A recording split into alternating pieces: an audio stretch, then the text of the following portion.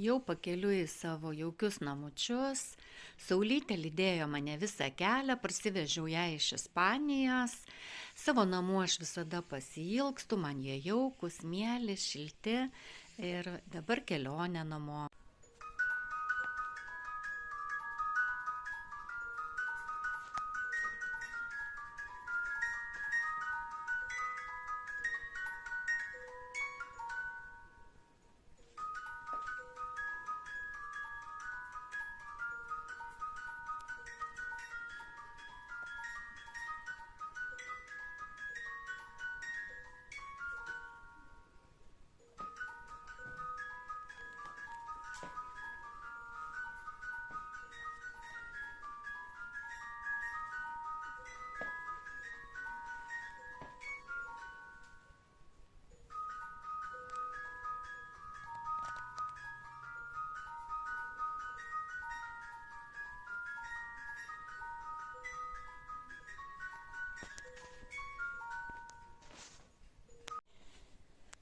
Šiandien gėlių diena.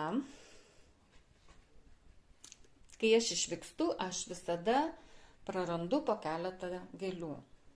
Grįžtu ir jos būna jau, tiesiog nesulaukia manęs. Tai tenka visada kažką persodinti ir kaipgi aš praeisiu pro gėlių parduotuvę, kai joje tokios didelės nuolaidos. Kai ką pirkau su 80% nuolaida, kai ką su 40, kai ką su 50. Ir dabar aš bandysiu daryti tokias kompozicijas, nes pas mane nėra daug vietos namuose. Pavyzdžiui, tokia lakazija, jinai labai mėgsta šviesą. Ir bandysiu komponuoti, kad į tokį didesnį vazoną bandysiu kokias 3 susodinti. Ir žiūrėsim, kas gausis. Parodysiu. Gal kažkas ir kokių idėjų pasisems. Tokį gražų žurstelį man gėlėms sodinti. Pasiuvo draugė mano Loreta. Labai smagu su jo darbuotis, su tokia monsteros lapu. Vyksta darbas.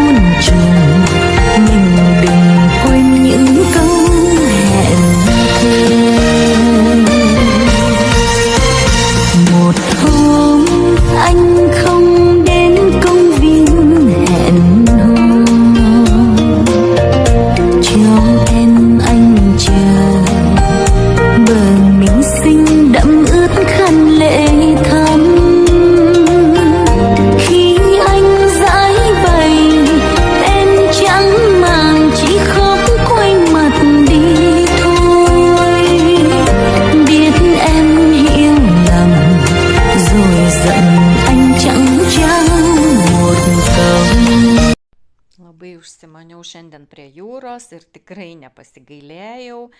Pasižiūrėkite, kokie gražūs vaizdai, kokia jūra, kokios sangrūdos, ledų dar likę, daug žmonių.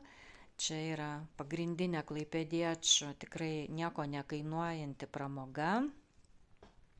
Bet man reikėjo labai taip greitai persiorientuoti iš tokio klimato, iš jūros, kur aš nors ir 13 laipsnių buvo maudžiausi. Tai čia man toks noras tikrai nekylo, na nebent po pirtelės, tikrai pagarba tiem ruoniam, kas sugeba tokiam vandenį maudytis, nes jau vien pasižiūrėjus, tikrai šiurpuliukai eina, nupurto. Tikrai netgi ta visa išvaizda šalta, rankos sušalo be paveiksluojant, bet pilna žmonių, visi pramogauja, augesni, vyresni, su vaikais, jaunesni, labai puikiai leidžia laiką, po to aišku kavutė, pasišildymas, na kągi. Linkiu pasižiūrėti į mūsų jūros Baltijos bangavimą ir linkiu visiems nesušalti. Žiūrėkit, kokia ledų sangrūda. Visur visa pakrantė tais ledukais, bet čia tai tiesiog